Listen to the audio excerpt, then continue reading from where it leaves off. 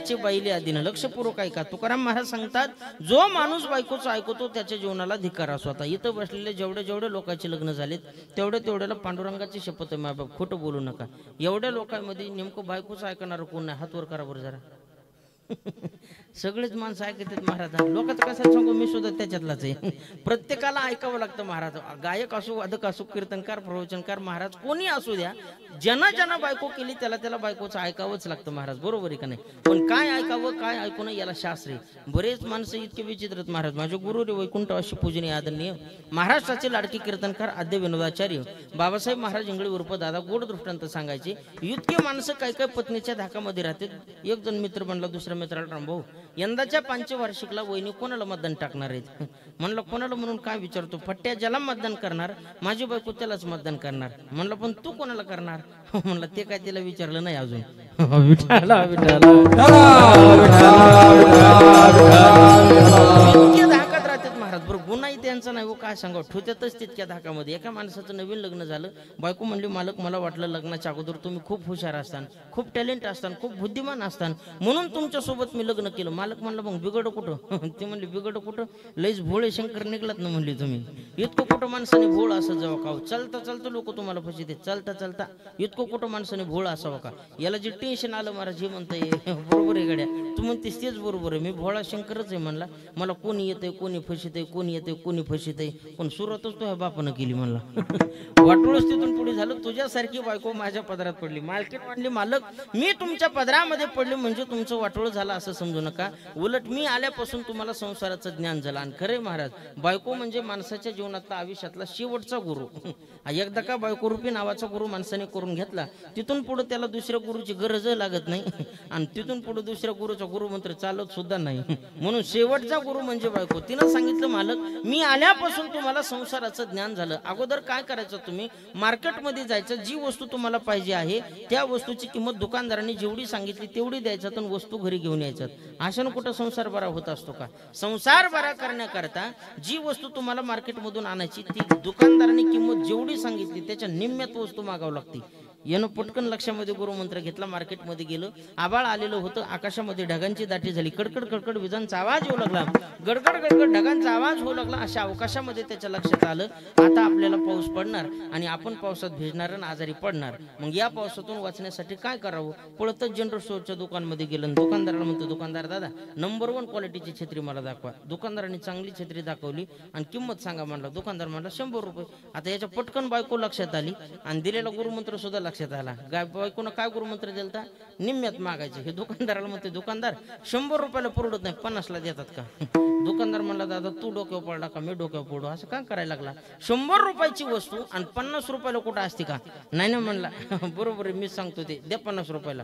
दुकानदार म्हणला भवानीचं गिऱ्हाईक रिकाम्या हाताने माघारी पाठवून तुझ्यासाठी काय करतो, वरले 20 रुपये कमी करतो. 100 20 गेले, खाली किती राहिले? 80. न्याचा 80ला. हे म्हणतं 40ला द्या ना. निम्यात मागायचं होतं ना. दुकानदार म्हणला दादा तुझ्या गोळ्या संपल्या का माझ्या गोळ्या संपल्या? 100 रुपयाची वस्तू कुठं 40 रुपयाला असते का? अजून तुझ्यासाठी 10 रुपये कमी करतो. 100 30 गेले, खाली किती राहिले? 70. ने 70ला. ते म्हणतं द्या 35ला. आता का फुकट नव्हतो का?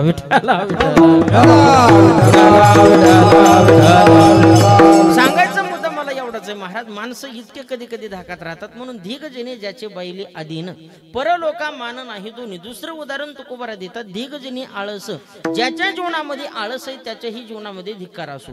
इतके माणसं आळशीत महाराज काय सांगा तुम्हाला. काही माणसं एवढे आळशी गावामध्ये ओटा असतो बघा, काय असतं त्या ओट्याचं नाव?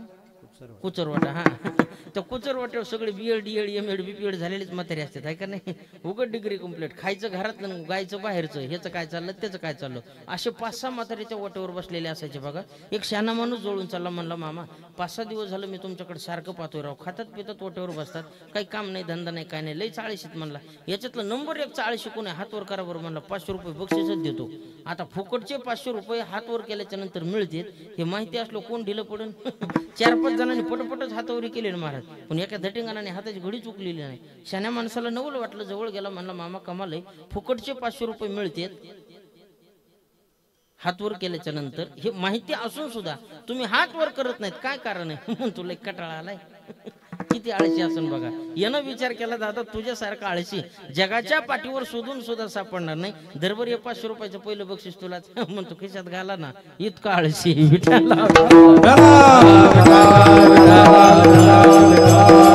म्हणून संत महात्मे सांगतात धीग जनी आळस. इतके आळशी लोक आहेत महाराज. पुढचं टोकाचं उदाहरण तुम्हाला सांगतो. 3 जण मित्र होते, एका रूम मध्ये झोपल्याच्या नंतर एक मित्र दुसऱ्या मित्राला म्हणला, राम भाऊ जरा दारात पाऊस पडतो का बघून ये बरं. हे पडल्याच कसं करते. पडतोय कमाल म्हणलं तुझी कुठं उठला नाही गेला नाही काय नाही, जागेवर पडल्या दारात पाऊस पडतो. हे गणित तू लावलं कस काय. ते म्हणलं अनुमान प्रमाण. म्हणलं कस काय अनुमान प्रमाण. म्हणलं ते काय दारातली मांजर घरात आली आणि मांजर सगळीच ओली. म्हणला ज्यार ती भिजलेली मांजर दारातली घरात आली, नक्की दारात पाऊस पडतो म्हणूनच भिजत मदत आली. काय नवलय महाराज, काय उत्तर देते सांगता येत नाही. दुसऱ्यांदा म्हणलं बरं जाऊ दे, एक काम कर, हे मरकुरीचे फोकस डोळ्यावर चमकत येत, आपला झोपायचा टाइम झालाय आणि ह्या फोकसमुळे डोळ्याला त्रास होतो, झोप येणार नाही, किमान तेवढं लाईटीचं बटन तरी बंद करणार. हे पडल्याच कसं करते, डोळे झाकून घे आपोआप बंद होती. काय उत्तर आहेत महाराज, जिथले तिथं आळशाचे. इतके लोक विचित्र आहेत. तिसऱ्यांदा म्हणला दादा पाया पडतो, तुझ्या झोपायची वेळ झाली, दार उघडच आहे, घरात कुत्र मांजर येईल, अंतरुणात घाण करण, रिकामा त्रास होईल, किमान तेवढं दार तरी बंद करणं. हे तितक्याच वजनात म्हणतं गप. 2 कामं मी केले, तेवढं सोपत व्हायचं नाही. ना का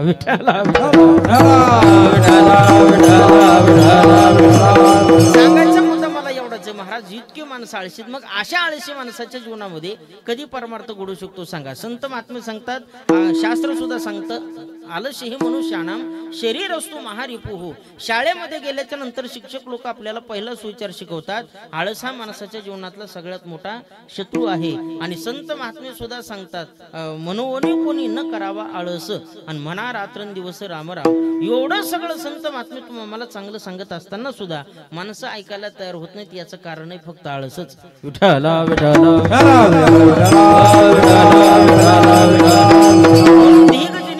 निद्रा जया फार. ज्याच्या जीवनामध्ये झोप जास्त आहे अशाही माणसाच्या जीवनाला धिक्कार असो. धीक जीवनामध्ये जास्त झोपणारी माणसं मोडतात मायबाप. इतके काही लोक झोपतात काय सांगू तुम्हाला. शास्त्र सांगतं काकचेष्टा बकत ध्यानम श्वान निद्रा. कावळ्यासारखी दृष्टी असावी, बगळ्यासारखं ध्यान असावं आणि कुत्र्यासारखी झोप असावी. कुत्र कसं झोपतो माहिती ना, किती गाढ झोपेत कुत्रा असू द्या महाराज, पण साधा एखाद्या माणसाच्या पावलाची चाहूल जरी त्याला लागली असं पटकन उठतून उभा राहतं महाराज. इतकं सावधतेने झोपणारं कुत्र असते. म्हणून कुत्र्यासारखी माणसाला झोप असावी. माणसं सध्याच्या काळातले कुत्र्यासारखे तर झोपतच नाहीत, पण कुत्र्याची कळवण अंगावून गेली तरी उठत नाहीत, इतके झोपत येतात. आता काय सांगावं. काही माणसं चालता झोपत येत महाराज, काही वागत झोपीतच चलत येत, काही माणसं खात झोपत येत, काही झोपीतच खातेत. काय दात विठाला इतके माणसं झोपळत महाराज. काही माणसं झोपताना डोक्याखाली उशी घेतात, सकाळी पायाखाली झोडकती.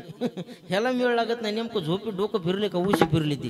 इतके कुठं झोपणारे असते. तुम्हाला वाटतं होय कीर्तनात बसलेले लोक झोपत आहेत म्हणून. हा चांगले हरीचे टाळकरी सुद्धा उभेने झोपत आहेत. काय सांगावं. मी एका गावात कीर्तनाला गेलो, असं वारकरी बाबांनी जसा माझ्या गाड्यातला विना घेतला तसा विना त्यांना घेतलेला होता. जेवण पंक्तीला भरपूर झालं, डोळे झाकायला लागले. आता जेवण चांगलं झालं की डोळे झाकणं हा स्वभाव होय महाराज. पण वारकऱ्यांनी थोडासा चॅप्टरपणा केला. तसे वारकरी चॅप्टरच असतात म्हणा. त्यांनी चॅप्टरपणा असा केला, भिंतीचा आधार शोधला महाराज. अशी सिमेंट कॉन्क्रीटची भिंत होती, त्या भिंतीमध्ये 10-5 खुंट्या रवलेल्या होत्या. कशासाठी? टाळ मृदंग विना अडकवण्याकरता. त्या वारकऱ्यानं नेमकं भिंतीच्या जवळ गेला, एक पाय असा भिंतीला टेकन म्हणून लावला, एका हातानं सिमेंट कॉन्क्रीटच्या भिंतीतली खुंटी गच्च पकडली आणि दुसऱ्या हाताने येणा वाजत गेलं, उभ्यानं झोपी. कीर्तन रंगात आलं, वारकऱ्याची झोप सुद्धा रंगात आली. आमच्या महाराजासारख्या गायकानं उंच स्वरात प्रमाण म्हणलं, जी वारकरी दचकलं महाराज असं दिशेने पडलं. जसं पडलं तसं 2,5-3 हजाराचा येण्याचा भोगाच. बरं येणं फोटो द्या, सप्त्याच्या पोटीतून विकून तुकून भरून देता येईल, पण म्हाताऱ्याची राहिलेली 2-3 दात पडली, त्याचं काय करायचं. रक्तरंजित तोंड झालं महाराज. मलाच रावलं नाही. चालू कीर्तनातून मी जवळ गेलो आणि बाबाला म्हणलं, बाबा झोपले होते का काय. म्हातार म्हणतं नाही खोटी ढिली होती. सिमेंट कॉन्क्रीट मधली खोटी ढिली असते होय. सांगायचा मुद्दा मला एवढाच आहे महाराज. या सगळ्या गोष्टीचं नियमन माणसाच्या जीवनामध्ये असावं. म्हणून धीग जनी आळस निद्रा जया फार अमित आहार अगोरिया. माणसाने नेमकं खावं किती, ल्यावं किती, फिरावं किती, याचं नियमन संत महात्मे तुम्हाला आम्हाला घालून देतात. युक्त आहार विहार, युक्त आहार विहार, युक्त आहार विहार, युक्त आहार विहार. हे मैत्री आशिसार, हे मैत्री आशिसार, हे मैत्री आशिसार,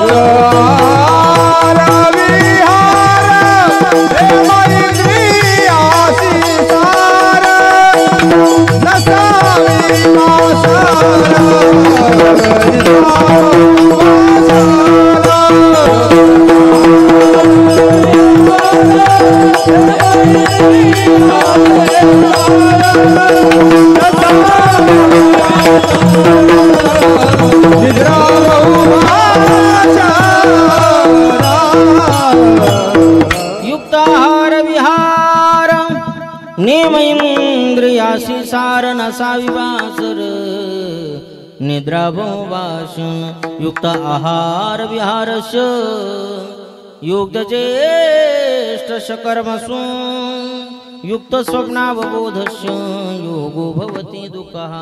गोड वर्णन गीताशास्त्र करतो माय बाप. मनुष्याच्या जीवनातला आहार युक्त असावा, विहार युक्त असावा, फिरणं मापात असावं, खाणं मापात असावं. माणसाने खाण्यासाठी जगावं का जगण्यासाठी खावं? कसं इकडं आरंभीमध्ये जगण्यासाठी खावं, बरोबर आहे का नाही? काय काय माणसं खाण्यासाठी जगत आहेत महाराज. बऱ्याच लोकांना एकादशी नसतात दादा, पण एकादशीच्या फराळाचे पदार्थ पाहून बरेच द्वादशीवाले एकादशीच्या पंक्तीत शिरत आहेत. विठाला विठाला माणसं खात्यात महाराज. एका गावामध्ये 150 किलोची माता माऊली होती. किती किलोची? 150 किलोची. ती डॉक्टर साहेबाकडे गेली, म्हणजे साहेब काही करा, माझं वाढतं वजन लक्षात घेता, मला नाही वाटत जास्त दिवस जगन म्हणून. माझ्या डोळ्यात देखत माझ्या नाताचं लग्न झालेलं मला पाहिजे, पण माझं वजन वरचीवर वाढायला लागलंय, वजन कमी करण्याचा उपाय मला सांगा. डॉक्टर साहेब म्हणले, मावशी नेमकं तुमचा दिवसाचा आहार किती मला एकदा सांगा. मावशी मोकळ्या मनानं म्हणते, डॉक्टर साहेब काहीच नाही बघा, दिवसाचा फक्त 20 प्लेट भात खाते, 20 प्लेट भाजी खाते आणि 20 चपात्या खाते, इतक्याच्यावर तुकडा सुद्धा घेत नाही. डॉक्टर साहेब म्हणले, कमाल आहे तुमची सांगण्याची. मावशी तुम्हाला जगावं वाचावं वाटत असेल आणि वजन कमी व्हावं असं वाटत असेल ना, तर तुम्हाला आजपासून तुमच्या आहारामध्ये बदल केला पाहिजे. मावशी म्हणलं, काय बदल करू? डॉक्टर साहेब म्हणले, काहीच नाही, सोपा बदल आहे. जिथं दिवसाचा 20 प्लेट भात खातात तिथं 10 प्लेट भात खात जा, जिथं 20 प्लेट भाजी खातात तिथं 10 प्लेट भाजी खात जा, आणि जिथं दिवसाच्या 20 चपात्या खातात तिथं 10 चपात्या खात जा. मावशी आजपासून हे तुमच्यासाठी औषधच समजा. मावशी मोकळे मनानं म्हणते, पण डॉक्टर साहेब हे औषध नेमकं जेवण करून घेत जाऊ का जेवणाच्या अगोदर घेत जाऊ? विठाला असं जर औषध मावशीनं 3 टाइम जेवण करून 3 टाइम औषध घेतलं तर कसं होईल सांगा बरं मला. सांगायचा मुद्दा मला एवढाच आहे महाराज, माणसाच्या जीवनामध्ये या सगळ्या गोष्टीचं नियमन असणं काळाची गरज आहे. आणि हे नियम ज्याच्या जीवनामध्ये नाहीत अशा माणसाचं जीवन ढीग आहे. आपला पहिला वर्ग संपला. ढीग जीवन कोणाला म्हणावं हे आपल्याला सप्रमाण कळालं. ऐका, आता निंद जीवन कोणाचं आहे? निंद जीवन आपण संसारिक जीवत मायबाप. संत महात्मे सांगतात, माणसाने परमार्थ करत असताना सायासानं केला पाहिजे आणि प्रपंच हा सहज लिलय होत असतो. आपण उलट करतो. माऊली ज्ञानोबा सांगतात, सायाशी करीशी प्रपंच दिननिशी आणि हरिशी न भजशी कवन्या गुणे कारे दास होशी संसाराचा खरं. खरं या शब्दाचा अर्थ इथं खरं नाही बरं का, गाढव आहे गाढव. गाढवांसारखं दासत्व आपण संसाराचं करतो तरी आपला संसार सरत नाही. आणि परमार्थ थोडा जरी केला तरी माणसाच्या जीवनामध्ये उपयोगाला आल्याशिवाय राहत नाही. पण माणसं सहजासहजी वळत नाहीत. निंदे जीवन महाराज. काही काही लोक संसारामध्ये जगत असताना असे विचित्र पद्धतीनं जगतात. आपल्याकडे मन आहे बघा, एक कोटग्या लाज नाही आणि कालचा कोटगा आज नाही, हाय ना इकडं मन प्रचलित. काही काही माणसं कळडीला नसती किडा आणि वाकट्याला नसती पिढा. इतके माणसं काय काय विचित्र. काही लोकांना हाणलेलं कळत नाही, काही लोकांना बोललेलं कळत नाही. बऱ्याच लोकांना समाजानं केलेला तिरस्कार सुद्धा स्वतःला मिळालेला पुरस्कारच वाटतो महाराज. इतकं काय काय माणसं अवघड आहेत काय सांगू. मी नेहमी दृष्टांत सांगत असतो. एका माणसानं काय केलं, शेजाऱ्याच्या घरी 12च्या पुढं रात्रीच्या शिरला. बाकी त्याला पैसा सोनं नाणं अडकं काहीच पाहिजे नव्हतं, फक्त गव्हाचं पोतं चोरायचं होतं. म्हणून त्यानं अर्ध पोतं घरात आणि अर्ध पोतं दारात असा रेड हँड घर मालकाने चोर पकडीला. आणि मालकाची काय डेअरिंग त्या चोराला पकडायची होईना. का होईना? त्याचं कारण ते चोर जरा माझ्यासारखा सडपातळ होता. मालकाची हिंमतच होईना जवळ जायची. कसा तरी मालक गोडीनं त्या चोराच्या जवळ गेला, त्याला खोलीमध्ये डांबलं आणि रात्री सकाळी झाल्याच्या नंतर एक मोठं गाढव आणलं आणि या चोराला त्या गाढवावरती बसवलं. याची खवर केली, याच्या गळ्यामध्ये चपलाची माळ घातली, अंगावरती गुलाल टाकला आणि वाजत गाजत गाढवावर बसून याची धिंड काढली. कोणाची? गव्हाचं पोतं चोरणाऱ्या चोराची. आता ज्याची धिंड काढली त्याची मंडळी रात्रीपासून परेशान होती. माझे मालक नेमके कुठं गेले असतील? आरंभीला सप्त चालू आहे तिकडे तर गेले नसतील. कीर्तन ऐकून पोट भरलं नसलं तर भजनाला तर बसले नसतील. पण हे भजनाच्या पलीकडचं महाराज वाजत गाजत दिंडी आली महाराज. काय वाजायले म्हणून ही अशी बघायला लागली तर तिला अगोदर पहिल्यांदा खाल्ल्या गाढवाची ओळख पटली. पहिल्यांदा तिला खाल्ल्या गाढवाची ओळख पटली, 5 मिनिटांनी पुन्हा गाढवावरल्या गाढवाची ओळख पटली. दोन्ही गाढवं तिच्या लक्षात आल्याबरोबर ती जवळ येऊ दिलं तिनं. डायरेक्ट मालकाच्या कॉलरला पकडून म्हणले, मालक जनाची नसल पण मनाची तरी थोडीशी बाळगा ना. काय ईश्वरानं तुम्हाला कमी केलं? सर्व भरभरून घरामध्ये दिलेलं असताना सुद्धा साध्या गावाच्या पोत्यासाठी तुम्ही एवढी मोठी इब्रत काढून घेतली. लोकांनी तुम्हाला गाढवा बसवले, खौर केली, अगदी चपलाची माळ गळ्यामध्ये घातली, गुलाल अंगावरती टाकला आणि एवढी इब्रत तुमची काढलेली असताना एवढ्या मोठ्या अपमानाचं तुम्हाला कसं काहीच वाटत नाही? त्याने जी बायकोला असा झटका दिला आणि मला सर काही पलीकड जसं काय दिवसभर फिरायचंय म्हणलं. मला 15 मिनिटात तर चक्कर हाणून आलो म्हणला. विठाला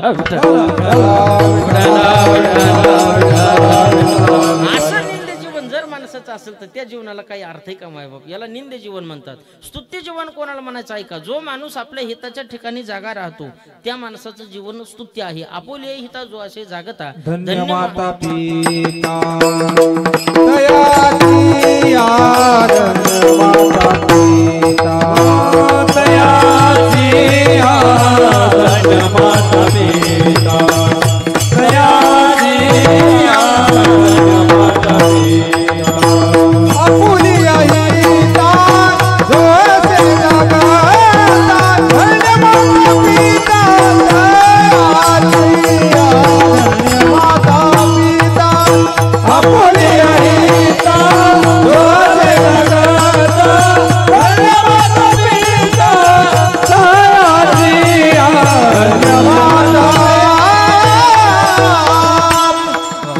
आपुल्या हिता जो असे जागता धन्य माता पिता तयाची. याला म्हणायचं स्तुत्य जीवन. साधकांनी प्रतिप्रश्न तुकोबरांना केला, महाराज मला जगाच्या पाठीवर नेमकं धीग जीवन कोणाचं आहे हेही सप्रमाण कळालं, निंदे जीवन कोणाचं आहे हेही सप्रमाण कळालं आणि स्तुत्य जीवन कोणाचं आहे हेही सप्रमाण कळालं. पण महाराज जगाच्या पाठीवर नेमकं धन्य जीवन कोणाचं आहे हे मात्र मला अद्यापर्यंत कळालेलं नाही. त्यावेळेस त्या साधकाला जे उत्तर तुकोबराय देतात ते असं, धन्य ते संसारी संसारी धन्य ते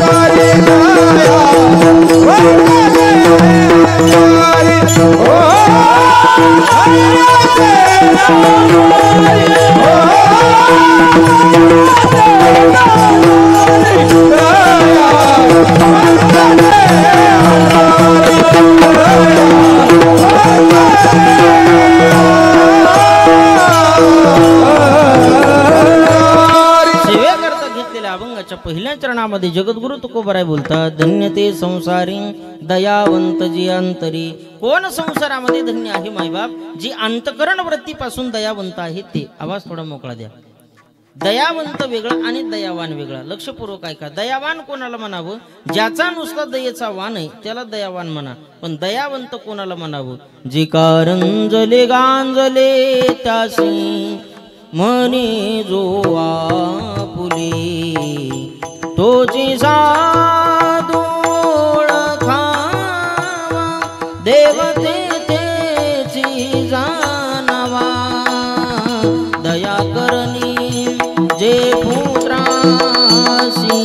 जे दासानी दासी. गोड वर्णन साधू संत महात्मे करतात. जे का रंजली गांजली त्याशी म्हणे जो आपुली किंवा सर्वाभूती. दया साधू मनावी ऐशिया जग ब्रह्मरूप जान हेची साधूचे लक्षण. सर्वाभूती समदृष्टी तोची साधू ये सृष्टी. एका जनार्दनी संत नित्य संत साधी. तोची जाना जगी दया समाजाचे अंगी. दया समाजाचे अंगी. दया समाजाचे अंगी. संत तोची जाना जगी दया समाजाचे अंगी. दया समाजाचे अंगी. दया समाजाचे अंगी. संत तोची जाना जगी दया क्षमाजाची अंगी. म्हणून संत महात्मे वर्णन करतात की अशा पद्धतीची अंतकरण वृत्तीपासून दया ज्यांच्या अंतकरणामध्ये आहे त्यांना दयावंत म्हणतात. दयावंताची व्याख्या करत असताना माझ्या माऊली ज्ञानोबारानं ज्ञानेश्वरी या ग्रंथामध्ये 3 ओव्या स्पेशल खर्च केल्या. लक्षपूर्वक आहे का. माऊली ज्ञानोबाराय बोलतात आपण सगळेजण गायी सांभाळतो महाराज, बरोबर आहे का नाही. आणि गायी सांभाळण्याची परंपरा ही फार पूर्वीपासून आहे. गायी सांभाळले भगवान श्रीकृष्ण परमात्माने, बरोबर आहे का नाही. 9 लाख गायी नंदबाबाच्या दारामध्ये होत्या म्हणून नंद त्यांना पदवी होती महाराज. पहिल्या काळामध्ये गायी ज्याच्याकडे जास्त असायच्या त्या गायावरून पदव्या असायच्या. नंद प्रोक्तस गोपालैर 9 लक्ष गवामपती उपनंदश कथितम 5 लक्ष गवामपती गवाम कोटी गृहे यश नंद राजस येवया. अशा पद्धतीचे पद होते महाराज. जितक्या जितक्या गायी जास्त असायच्या तशी पद असायची. आणि तीच परंपरा आपल्या श्री संत शेवालाल महाराजांनी सुद्धा सांभाळली महाराज, बरोबर आहे का नाही. 3700 पेक्षा अधिक गायी महाराजांनी सांभाळल्या म्हणून गोपालक म्हणून असं एक त्यांचं नामाभिधान आहे. अशा पद्धतीची गायी सांभाळण्याची परंपरा आहे. मग आपण गायी सांभाळत असताना सगळ्या गाया का आपल्याकडे सारख्याच असतात का. नाही. त्या गायीमध्ये अशी काही एखादी गाय असते की जी कधी वासराला जन्म देत नाही आणि दुधाची उत्पत्ती सुद्धा करत नाही. अशा गायीला आपल्याकडे कोणती गाय म्हणतात. वांज गाय, बरोबर आहे का नाही. माऊली ज्ञानोबराय तिला भाकड गाय असा शब्द प्रयोग करतात. आता अशी भाकड गाय जर एखाद्या चिखलाच्या डेऱ्यामध्ये रुतली, चिखलाचा डेरा कळतो की इकडं मातीचाच कळाना लवकर तर चिखलाचा का मिळ लागावा, बरोबर आहे का नाही. पहिल्या काळामध्ये गाळ चिखल असायचा महाराज आणि त्याच्यामध्ये जर पाऊस पडत राहिला तर त्याचा डेरा तयार व्हायचा. आणि त्या डेऱ्यामध्ये जर एखादा माणूस गेला किती दिवसांनी वर निघत होता वरच निघत नव्हता. जितका जितका त्या डेऱ्यातून बाहेर निघण्याचा प्रयत्न करायचा तितका तितका तो माणूस खाली जायचा. सुटा याचा काही करी तो उपाय आणि तो देखे पाय गोवेले. म्हणून अशा चिखलाच्या डेऱ्यामध्ये जर अशी एखादी निरुपयोगी भाकड गाय जर गुतली तर तिला काढण्यासाठी कोणीतरी जाईल का, जाणार नाही. पण माऊली ज्ञानोबरायचा किती बारकावा लक्षपूर्वक आहे का. माऊली ज्ञानोबराय बोलतात अशा गायीला काढण्याकरता जो माणूस किंवा जो महात्मा स्वतःच्या प्राणाची आहुती देतो त्याच्यासारखा दयावंत जगाच्या पाठीवर दुसरा कोणीच नाही. विठ्ठला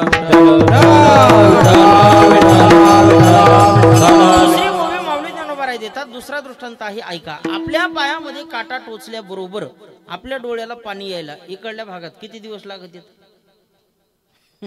पायामध्ये काटा टोचल्याबरोबर डोळ्याला पाणी यायला किती दिवस लागत आहेत आपल्यात. दिवस लागत नाहीत, बरं तासही लागत नाही, मिनिट सुद्धा नाही हो. ज्या क्षणाला पायाला काटा टोचतो टचकन दुसऱ्या क्षणाला डोळ्याला पाणी येतं. इतक्या तीव्रतेनं दुसऱ्याचं दुःख बघितलं की आपलं अंतकरण तुळतुळ तुटायला लागावं. याला साधूचं हृदय म्हणतात. माऊलींची भाषा सांगतो ऐका. चिकली रुतली गाये धड भाकडन पाही तेचे ग्लानी हो एकाला भुला पै पाय काटा निहटे तव व्यता जीवी उमटे तैसा पुणे संकटे पुढीला चैनी तो पुरुष वीरराया मूर्तिमंत जान दया मी उदयताची तया ऋणियाला विठ्ठला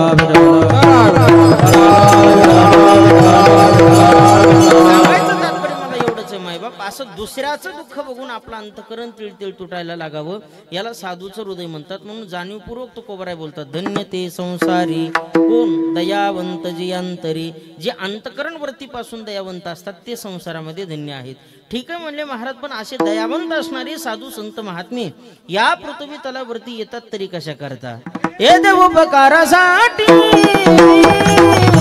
हे देव उपकारासाठी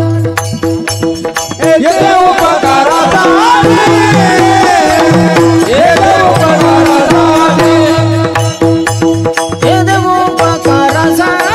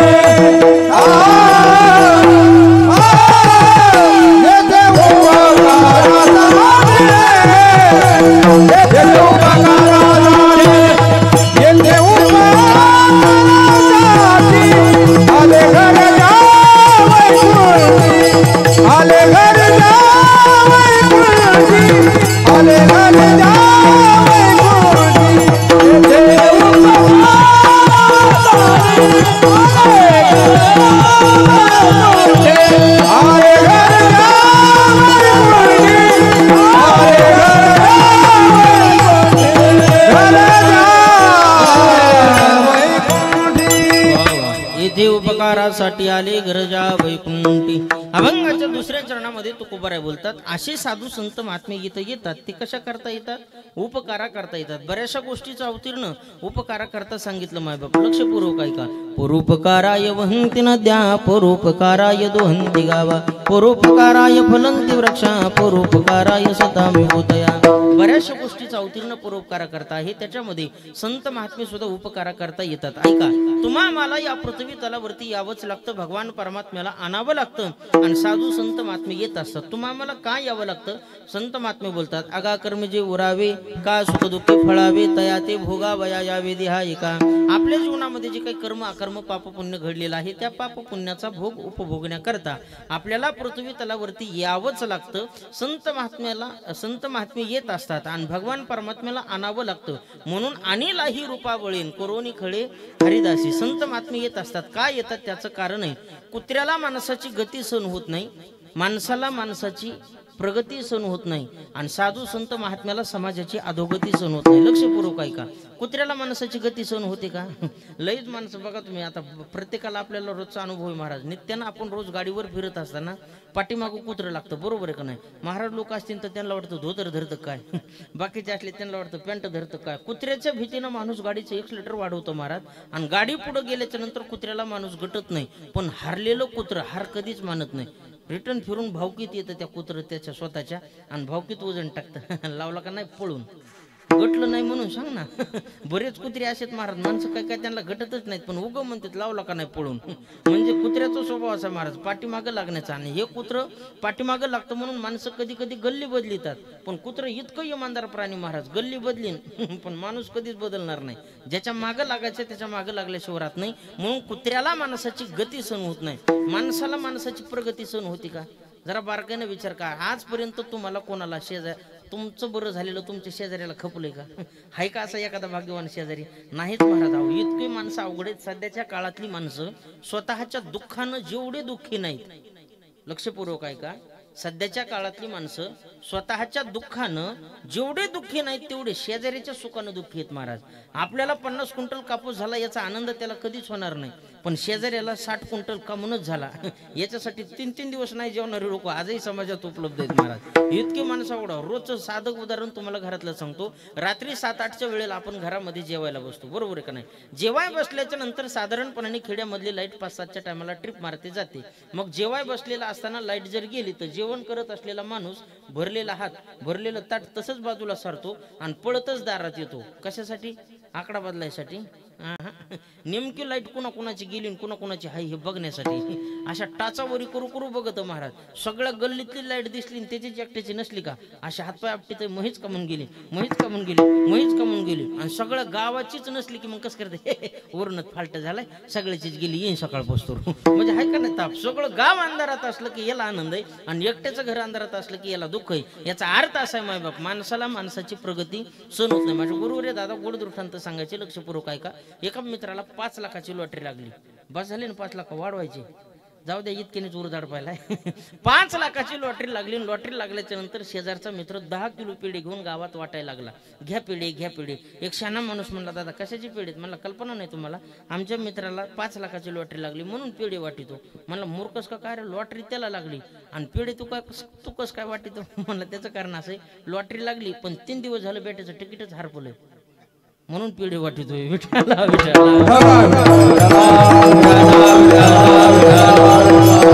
माणसं अवघड आहेत महाराज. सांगायचा मुद्दा मला एवढाच आहे, माणसाला दुसऱ्याचं वाटवलं झालं की आनंद वाटतो आणि दुसऱ्याचं वाईटावर आनंद मानणारे लोक जगामध्ये भरपूर झालेत बरं का.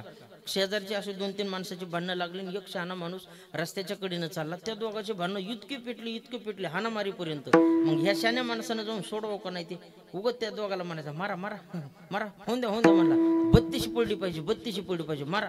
एक शहाणा माणूस दुसरा जवळून चालला, म्हणला मामा कुत्र्याचे साधे भांडणं लागले तर माणूस सोडवतो आणि चांगल्या धडधाकट माणसाचे भांडणं लागलेत तू सोडवायचं सोडून दिलंस आणि 32 पाडा म्हणतोस, त्याचे 32 दात पाडवतो काय फायदा आहे? म्हणलं मी दाताचा डॉक्टर आहे.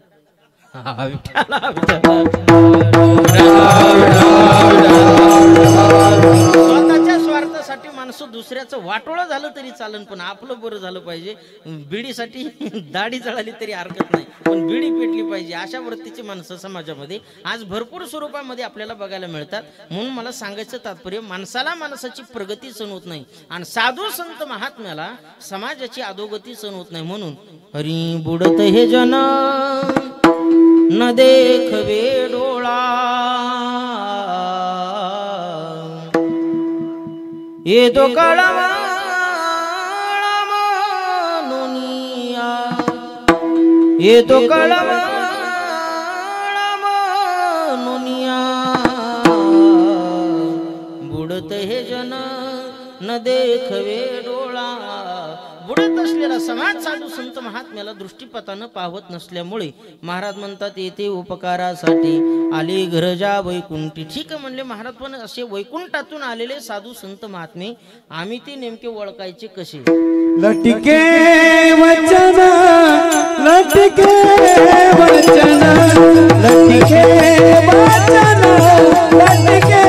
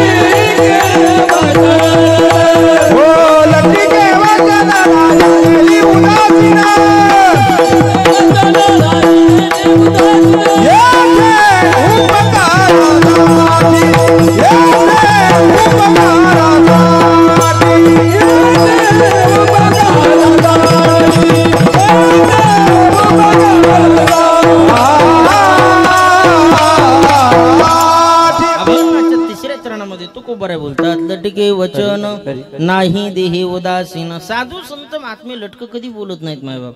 लटक या शब्दाचा अर्थ खोटा, आणि माणसाने खोटं कधी बोलायचं नाही. बरोबर आहे का नाही?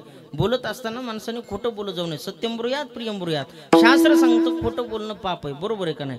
सत्यम वदम सत्यम चरी, चांगलं वागावं, चांगलं बोलावं. सत्य साच खरे, नाम विठोबाचे बरे. लटिके वचन. साधू संत महात्मे खोटं बोलत नाहीत. माणसाने खोटं जरूर बोलावं महाराज, पण किती ठिकाणी? 5 ठिकाणी. कोणत्या ठिकाणी खोटं बोलावं लक्षपूर्वक ऐका. पहिली गोष्ट आहे, एखाद्या गोरगरीब माणसाच्या मुलीचं लग्न जमत असेल तिथं जरूर खोटं बोला, पाप लागत नाही. आपल्या खरं बोलण्यामुळे जर आपला प्राण जात असेल तर आत्मरक्षणाकरता जरूर खोटं बोला, पाप लागत नाही. आपल्या खरं बोलण्यामुळे जर एखादी गो माता मरत असेल तिथं सुद्धा जरूर खोटं बोला, पाप लागत नाही. आणि आपल्या खरं बोलण्यामुळे जर एखादा ब्राह्मण मरत असेल तिथं सुद्धा जरूर खोटं बोला, पाप लागतच नाही. स्त्रीषु नरम वाहेच व्रत्यर्थे प्राण संकटे गो ब्राह्मणार्थे हिंसायाम नातृत्य शाजू गेष्पिताम. सहाव्या ठिकाणी देवच काय, पण देवाचा बाप जरी आला आणि खोटं बोल म्हणला तरी देवाचं ऐकायचं नाही. कधी कधी देव बिले लबडाचा सोबती होतो महाराज. आपल्याला पुराणातली कथा भागण्यात आहेत. आपल्याला प्रमाण असं सापडतं का बाबा ओदले मुखी नारायण धर्मा. हा वद विले मुखी. जाणीवपूर्वक देवानं धर्मराजाला खोटं बोलायला लावलं. परिणाम त्याचा स्वर्गाला जाताना अंगठा गळून पडला. बरोबर आहे का नाही? म्हणून तो अंगठा आपला आपल्यापाशी राहावा अशी इच्छा असेल तो खोटं बोलणं सोडून द्या. विठ्ठल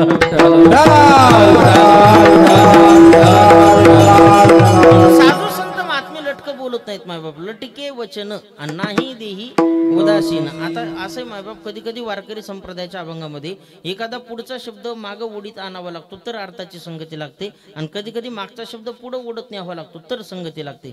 नाही तर जर इथं आपण असं म्हणलं लटिके वचन इथंच तोडलं आणि नाही देही उदासीन असं जर जोडलं तर लोक जोड्याने हाणल्याशिवाय राहायचे नाहीत. बरोबर आहे का नाही? तुकोबऱ्याचा दुसरा एक अभंग आहे, भक्त ऐसे जाना जे देही उदास, आणि इथं म्हणतात नाही देही उदासीन. मग एकाच महाराजांनी दोन बाजू असं सांगणं बरोबर आहे का?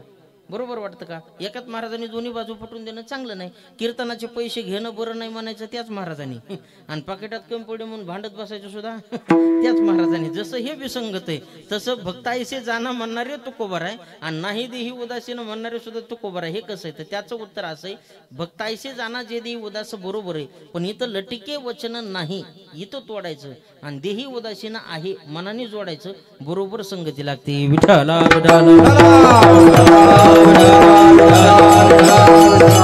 साधू संत महात्म्यांचं देहावरचं उदासीनत्व वेगळं मायबाप, आणि तुमचं आमचं देहावरचं उदासीनत्व वेगळं. जरा बारकाईनं विचार करा. कबीर महाराजाच्या मांडीची लचके कुत्रे तोडायला लागलं. कबीरजीला दुसऱ्या व्यक्तीनं सांगितलं, कबीरजी कुत्ता चमडा काट रहा है. कबीरानं उत्तर दिलं, दादा चमडा जाने कुत्ता जाने. याला म्हणायचं जे देही उदास. माझ्या भारत देशाचे होऊन गेले दिवंगत राष्ट्रपती डॉक्टर APJ अब्दुल कलाम मुस्लिम समाजाच्या यातीमध्ये महात्मा जन्माला आला. पवित्र आषाढी एकादशीच्या दिवशी पंढरपूरच्या वारी दिवशी अब्दुल कलामजीनं देह ठेवला. मुस्लिम समाजाच्या यातीमध्ये जन्माला आले होते मायबाप, आणि तपासांती पाठीमागं बघितलं तर 4 शर्ट 3 पॅन्टी 6 सूट एवढीच प्रॉपर्टी निघली. एक फ्लॅट निघला, तो सुद्धा संशोधनाकरता दान दिलेला, आणि 2500 पुस्तकं या महात्म्याच्या घरामध्ये निघाले. मला नाही वाटत कोणाच्या घरात अजून 2500 पुस्तकं सापडतील म्हणून. याला म्हणायचं उदास वृत्ती. याच भारत देशाचे होऊन गेलेले दिवंगत पंतप्रधान लाल बहादूर शास्त्री, ज्यावेळेस लाल बहादूर शास्त्री पंतप्रधान पदावरून सेवानिवृत्त झाले त्यावेळेस त्यांच्या घराचं ऑडिट करण्यात आलं. तर तपासा अंती शास्त्रीजींच्या घरामध्ये फक्त $5 सापडला. कितीचा? ₹5. याला म्हणायचं उदास वृत्ती. माझ्या छत्रपती शिवाजी राजांनी कमी वयामध्ये 350 किल्ले जिंकले मायबाप, पण एका सुद्धा किल्ल्यावरती माझ्या राजानं स्वतःचं नाव टाकलं नाही. याला म्हणायचं उदास वृत्ती. विठ्ठला आपलं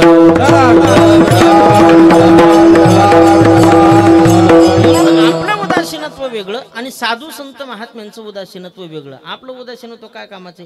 ₹5 चेपटी टाकली तरी लोक उदास होतात. काय सांगू? ब्रह्मानंदी लागली टाळी, कोण देहाते सांभाळी, आठव नाटो गेले भावा भाव, झाला स्वयमेव पांडुरंग. काहीच कळत नाही महाराज काय काय पेणाऱ्या लोकांना. एकदा काय झालं बघा, कोरोनाचा कालावधी संपला आणि 2 जण मित्राची भेट झाली. कडकडून आलिंगन दिलं. दोघाचा जाहीर झालं. म्हणले का रे दादा, एवढे वर्ष झालं कोरोनाच्या कालखंडामध्ये आपली दोघाची कोणाची भेट नाही. काय कोरोनाचा काळ दुर्धर होता म्हणला बघ. ज्या माणसाला पैशाच्या गादीवर झोपायची सोय होती असाही माणूस कोरोनाने नेला, आणि ज्या माणसाला शेवटच्या वेळेला रुपया सुद्धा कपाळाला लावायला मिळत नाही असा सुद्धा माणूस कोरोनानं नेला. पण आपण किती भाग्यवान आहोत म्हणला. एवढ्या कठीण अशा कालखंडातून आपण दोघंही जिवंत स्वरूपात वाचलोत आणि योगपाकाला व्यवस्थितपणानं भेटतो. म्हणजे किती आनंद आहे म्हणला आपल्या जीवनात. हो म्हणला, आनंदच झालाय. पण म्हणला आता या आनंदाच्या भरामध्ये मला वाटतं आपण दोघांनी पार्टीच करावा. पण एक जण म्हणला कशाची करायची? म्हणला आज दोयची करू, आनंदच तेवढा झालाय. आज प्यायचं बी खायचं बी. म्हणला दादा प्यायचंच म्हण, पण खायचं काय? म्हणलं बोकुड. म्हणलं कुठे ते? काय? म्हणलं तुझ्या दारात आहे. म्हणलं कमाल झाली. RTOच्या पुढून बिना नंबर प्लेटची गाडी पळणं जितकं धोक्याचं आहे म्हणला, त्याच्यापेक्षा बायको पुढून बोकुड आणणं डबल धोक्याचं आहे. लय डेंजर बायको. म्हणला माझं वाटोळ करतो का? म्हणला तसं नाही, तुला आयडिया देतो मित्रा. रात्री 12 वाजेपर्यंत तुझी मंडळी झोपणार म्हणला. म्हणलं हो. मग 12च्या पुढं गोट्यात जायचं आणि बोकुड चोरून आणायचं. हा तसं जमन म्हणला. यानं बरोबर 12 वाजू दिले महाराज. 12च्या पुढं गोट्यात गेलं, बोकुड चोरून आणलं. यांनी काय कार्यक्रम करायचा ते केला, आणि पहाटे 4 वाजता हे गिरायक पुन्हा डवलत लय जिम खेळतच घराकडे चाललं. एकदा ह्या पंख्यात एकदा त्या पंख्यात. 30 फुटाचा रोड सुद्धा याला पुराणा महाराज. आता योग असा असतो बघा, बहुतेक करून कीर्तनकार महाराजाच्या बायकोच्या बहुतेक करून कीर्तनकार महाराजाच्या बायकोच्या हरिपाठ पाठ असं असं सांगताच येत नाही जितू महाराज, पण पेनाराच्या बायकोच्या हरिपाठ पाठ नाही, अशी पेनाराची बायकोच हुडकत नाही महाराज. लय दोन्ही हरिपाठ बिचारीच्या पाठ, हरिपाठ म्हणत म्हणत प्रांगण झाडू लागली आणि एवढ्या अवकाशामध्ये ते पाठ 4:30ला दारामध्ये गेलो. पहिला पाऊल टाकला गोट्यातून आवाज आला, मी हे तर जागच पंक्चर झालं. कमाल झाली म्हणला. रातच्या 12ला जेवून मी ह्याला घेऊन गेलो आणि बोकडाचा आवाज कस काय आला. पळतच बायको पशी गेलो. बायकोला म्हणतो होय ग ते बोकड इथं कसं काय. बायको म्हणले त्या बोकडाचं मुरू द्या. पहिलं ह्याचं उत्तर मला द्या, रातच्या 12ला येऊन तुम्ही काळं कुत्र घेऊन कुठे गेलतात.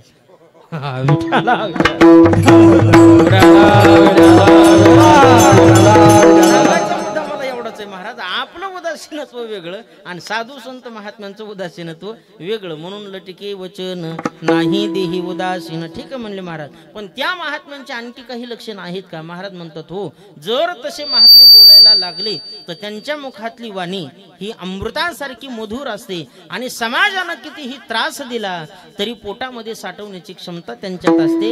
याला साधूचं हृदय म्हणतात. मधुरावाणी मोठी What?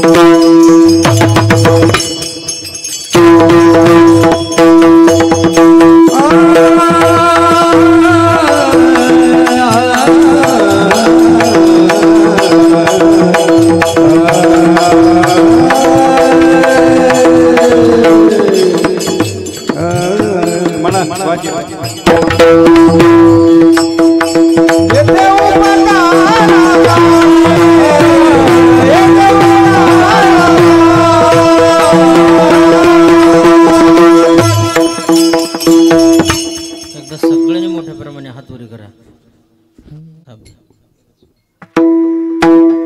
आणखी वरी करा, माझे इतके झाले पाहिजे. आणि मी सांगन तेव्हा खाली करायचे बरं का. मी 2 रोजांनी सांगू 3 रोजांनी सांगू. हरी हरी ढोबार पाये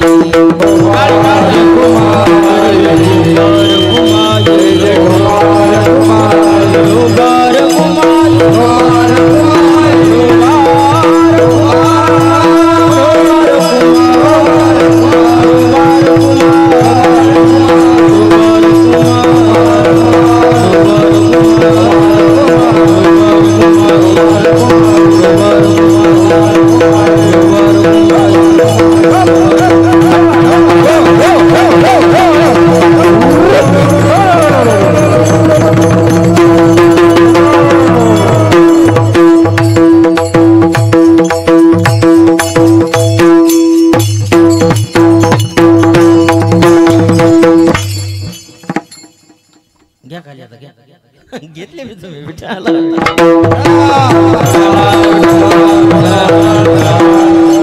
मधुरावानी ओटी तुका म्हणे वाव पोटी येथे उपकारासाठी आली गरजा वैकुंठी. अभंगाच्या शेवटच्या चरणामध्ये जगद्गुरु तुकोबाराय सांगतात त्या साधू संत महात्म्यांची वाणी ही मधुर असते. माणसाने बोलताना इतकं मधुर बोलावं मायबाप. कसं बोलावं माऊली ज्ञानोबाराय सांगतात ऐका. साचानी मवाळ मिथुल्यानी रसाळ शब्द जैसे कलोळ अमृताचे. बोलत असताना माणसाने इतकं गोड बोलावं की समोरच्या व्यक्तीला वाटावं याच्या मुखांद्वारे माझ्या अंगावरती अमृताचा वर्षाव होतो की काय. मुखी अमृताची वाणी देह देवाचे कारण इतकं माणसाचं बोलणं चांगलं असावं. म्हणून माणसाने सत्य बोलावं. बोल बोले ऐसा बोले जेणे बोले विठ्ठल डोले. देव सुद्धा डोलायला लागावा अशा पद्धतीचं माणसानं बोलणं असावं मायबाप. बरोबर आहे का नाही. तर बोलणं माणसाचं चांगलं पाहिजे. सत्यम ब्रूयात प्रियम ब्रूयात. माणसाने सत्य बोलावं प्रिय बोलावं साच बोलावं आणि मवाळ बोलावं. बरेच माणसं असेत महाराज साच बोलतेत पण मवाळ बोलत नाहीत. सत्य बोलतेत पण प्रिय बोलत नाहीत. याच्यावर दृष्टांत सांगत असतो ऐका. एक माणूस असा ट्रेनने प्रवास करायला लागला. ट्रेन कळत नाही इकडं ट्रॅव्हल्स आहे का नाही. होच म्हणते निम्याच्या पुढचे काय करावं बाबा आता. ट्रेन म्हणजे रेल्वे महाराज. बरोबर आहे का नाही. रेल्वेमध्ये एक माणूस प्रवास करायला लागला. त्याला रात्री 12 वाजता एका स्टॉपला उतरायचं होतं आणि हातात घड्याळ नव्हती कळत नव्हती म्हणून बांधायचा संबंध नव्हता. बसलं ट्रेनमध्ये आणि चांगलं 2-2.5 घंटे झोपलं महाराज. फुल झोप झाली त्याची. झोपेतून उठलं इकडे तिकडे बघायला लागलं. त्याला वाटलं जर 12च्या पुढं टाईम गेलेला असला तर आपला प्रवास विफल झाला आणि 12च्या आतमध्ये असेल तर आपण बरोबर आपल्या इच्छित स्टॉपला पोहोचू शकतो. म्हणून त्यानं इकडे तिकडे पाहिलं महाराज. पण टाईम तर कळत नाही. हातात तर घड्याळ नाही. विचारावं कोणाला. मग एक बेल्टला हात पकडून झोपलेला माणूस त्याला दिसला. ते जवळ त्याच्या गेलं त्याला जागा केलं. दादा ओ दादा. आता त्याने एवढे मोठमोठाले 2 डोळे केले महाराज याच्याकडे. आता भर झोपेतून माणूस उठवला म्हणलं येणे का शाल श्रीफळ देऊन याचा सत्कार केला असून होय. मोठ्याने त्याच्यावर झाला मला का रे म्हणलं काय नाही काय नाही. ते टाइम विचारायचा होता किती झाले ती. त्याने झोपेतलेल्या माणसाने असं घड्याळीत बघितलं तर रात्रीचा 1 वाजला होता. आता 1 वाजला हे साच आहे का नाही. मग मवाळ भाषेत सांगाव ना 1 वाजला हे सत्य आहे का नाही. सत्य. मग प्रिय भाषेत सांगाव ना. तसं केलं नाही महाराजानं. भाईचं बटन काढलं. भाई मागं सारले. त्याचा गाल पाहिला आणि असा इतका जोरात हाणला बघा. लयच हाणला तुम्ही. इतका खंदेशी ठोका टाकला. जसा टाकला तशी 5च्या 5 बोट त्याच्या गालावर उमटले महाराज. ज्याच्या गालावर बोट उमटले त्याने गालाला हात लावला. म्हणला बाबू बरं झालं म्हणलं आपण 1 वाजता विचारलं. बऱ्याच लोकांच्या लक्षात आलं तर काहीच्या काला होस तरी लक्षात मित्र काय करू आता. अरे हे 1 वाजलेलं सांगायला 1 ठोका टाकीत आहे म्हणला. 12 वाजता विचारलं असतं तर 12 ठोक्यात वाचतच नव्हतो ना.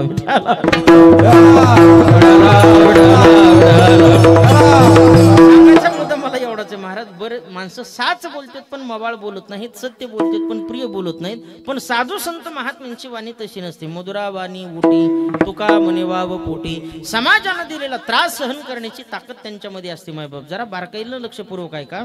श्री क्षेत्र पैठण निवासी शांतीब्रह्म नाथांच्या अंगावरती 1 वेळा थुंकला, पण माझ्या नाथांनी प्रसाद देऊन मुक्त केला. काय कारण त्याचं तुका म्हणे वाव पोटी. जगद्गुरु तुकोबारायला मंबाजी बुवानं काट्याच्या काठीनं मारलं तरी तुकोबाराय मंबाजी बुवाचे पाय चेपण्याकरता दुसऱ्या दिवशी घरी जातात. काय त्याचं कारण तर तुका म्हणे वाव पोटी. माऊली ज्ञानोबारायला धर्म मार्तंडाने भिक्षा मागू दिली नाही. मांडे भाजण्याकरता आणलेलं खापर सुद्धा फोडून टाकलं माईबाप. झोळीमध्ये मांड्याकरता आणलेलं पीठ सुद्धा धुळीला मिसळवलं. एवढा त्रास टोकाचा ज्ञानोबारायांना दिला. आणि या त्रासातून त्रस्त झालेले ज्ञानोबाराय ताटी लावून ज्या वेळेस बसतात त्यावेळेस माझी चिमुरडी मुक्ताई उपदेश करते, दादा अरे असं नसतं, तुला संत व्हायचं आहे. आणि ज्याला संत व्हायचं ना दादा त्यांनी अगोदर शांत झालं पाहिजे. ज्याला शांत होता येतं त्याला संत होता येतं. आणि संत पण काय कुठं बाजारामध्ये किलोवर छटाकावर पाव किलोवर मिळत नाही दादा, ते कमवावं लागत असतं. नाही संत पण मिळत हाटी हिंडता कपाटी राणीवणी. आणि दादा तुझी तर योगी होण्याच्या दिशेनं वाटचाल आहे. असा असतो का योगी दादा, कसा असतो ऐका. योगी पावन मनाचा, योगी पावन मनाचा, साहे अपराध जनाचा, विश्वरागे झाले वन्नी संती सुखे व्हावे पाणी. विश्वपटा ब्रह्मदोरा ताटी उघडा ज्ञानेश्वरा. योगी पावन मनाचा, साहे अपराध जनाचा. गोड वर्णन माझी मुक्ताई करू लागली दादा. योगी पावन मनाचा, साहे अपराध जनाचा, अशा पद्धतीचा योगी असतो.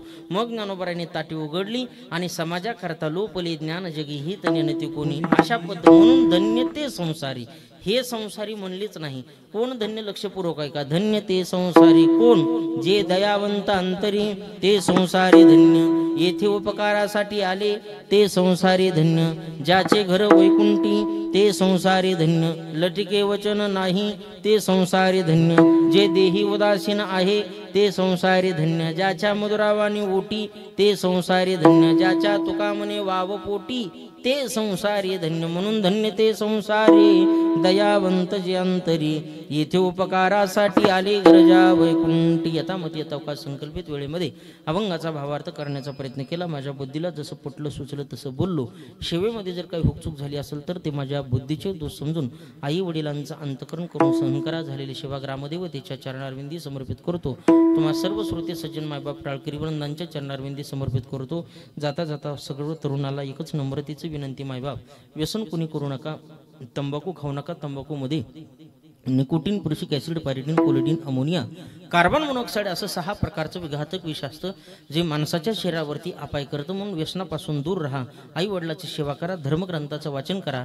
चालत असलेलं पवित्र परमार्थिक धार्मिक कार्य असंच वर्षानुवर्ष आपल्या हातून प्रदिंगत व्हावं. का वर्षाकाळी सरिता जैसे चढो लागे पंडो सुता तैशिनीच न विभजता श्रद्धा देशे. म्हणून जमलेल्या सगळ्या तमाम तरुणाला विनंती मायबाप, पवित्र तुळशीची माळ घाला. माळ घालण्याचं वय हेच आहे महाराज. नाही तर बरेच लोक असे हुशार आहेत, माळ घालीत येत सप्त्यात आणि कडीत येत पुढल्याच हप्त्यात.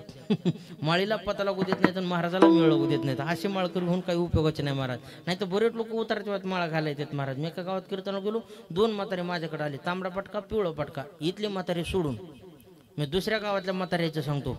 उद्याच्या गावात गेलं की इथलेच म्हातारे नव्हतं. रोज रोज कुठून गोळा करीत जाऊ मी, बरोबर का नाही. 2 म्हातारे माझ्याकडे आले, म्हणले महाराज काही करा पण आम्हाला माळ घाला. म्हणलं बाबा माळ घालितो पण का घालायची त्याचे उत्तर तर द्या ना.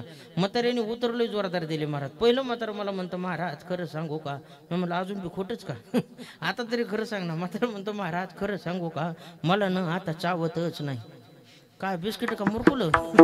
सावत नाही म्हणून माळ घालायची महाराज. काय चॅप्टर पण आहे बघा. दुसऱ्या मात्राला म्हणलं बाबा तुमचं, ते म्हणतो मला महाराज माझं तसंच आहे पण थोडा फरक आहे. म्हणलं काय फरक आहे? मला चावत आहे, दात आहे, पण मपलं पोरगच आणून देत नाही. आता मी को थोडी नेऊन देऊ तुला. इतकी बिकट परिस्थिती होती. मग माणसं परमार्थाला लागत. अशापणी परमार्थ करून उपयोग नाही. तरुणपणी परमार्थ करावा. 20, 21, 25 हे खरं परमार्थाचं वय माय बाप. कानपूरची लाईन तुटल्यावर बहिर झाल्यावर काय कळतं सांगा बरं मला. अहो घरात सोनानं बोललेलं कळत नाही, तेव्हा म्हातारे कीर्तनात येऊन महाराजा पुढीच बसत येतात. सांगा कीर्तन काय कळन. लय बाहेरचे तारा महाराज काय सांगा. मी एका गावात कीर्तनाला गेलो, 2 बहिरे म्हातारे होते. एक बहिरं काठी घेऊन कीर्तनाला चाललं होतं आणि दुसरं बहिरं वाट्यावर बसलेलं होतं. काठीवालं बहिरं वाट्यावरच्या बाहेरला म्हणतोय रामभाऊ चालायचं का कीर्तनाला.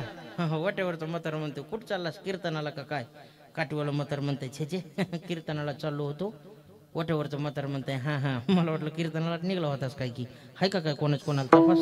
इतकी बिकट अवस्था होती. मग माणसं परमार्थ लागत आहेत. अशापणी परमार्थ करू नका. तरुणपणी परमार्थ करा. आपल्या सप्ताहाचं किती वर्ष हे?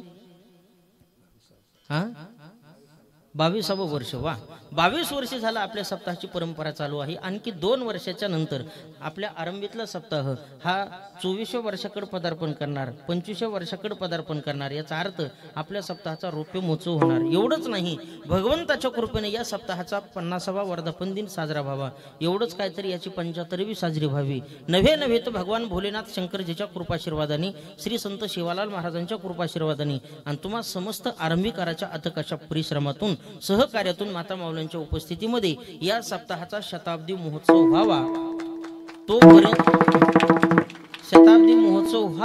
तोपर्यंत तुम्ही सर्वांनी राहावा. देवाने मला सुद्धा ठेवावं, इतक्या लवकर उचलून म्हणा. आणि त्या शताब्दी महोत्सवाला तुम्ही मला बोलवावा अशी भगवंताच्या चरणारविंदी प्रार्थना करतो. थांबतो. झालेली सेवा तुम्हा समस्त श्रोते सज्जन मायबापांच्या चरणारविंदी समर्पित करून माझे गुरुवर्य नामनिष्ठ सुगुणोपासक वैकुंठवासी बाबासाहेब महाराज इंगळे उर्फ दादा यांच्या चरणारविंदी